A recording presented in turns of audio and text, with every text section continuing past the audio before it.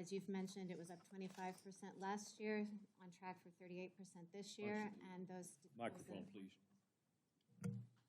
Good? Yes.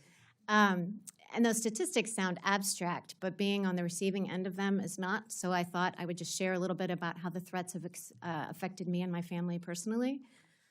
They have required me to, my children, to think about and see things that children should not have to see or think about. One example is when threats to my life were particularly intense a few years ago, around the time of the Dobbs leak.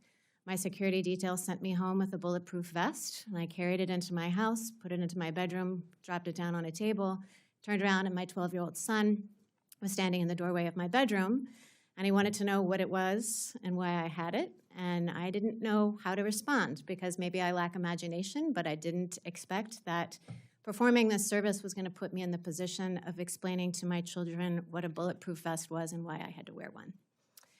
It's also been reported in the news that roughly 6 weeks ago, I was the victim of a swatting incident. At that point, my teenage son, one of my teenage sons, opened the door to go out with friends and saw in our street, it was full of police cars, who had responded to a false report of gunshots and raised voices in my home.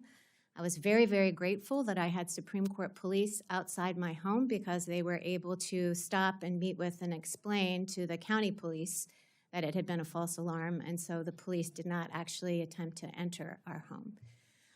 Many of us, me included, have received threatening anonymous deliveries designed to intimidate and harass us.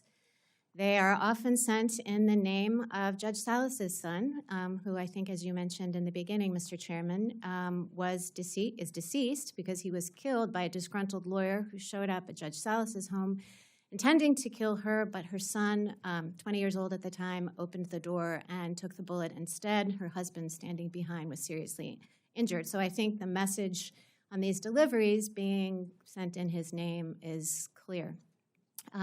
As Justice Kagan said, federal judges across the country, throughout the judiciary, including the Supreme Court, continue to do their jobs without fear or favor, but the threat level is really high. Support journalism you trust. Support PBS News. Donate now, or even better, start a monthly contribution today.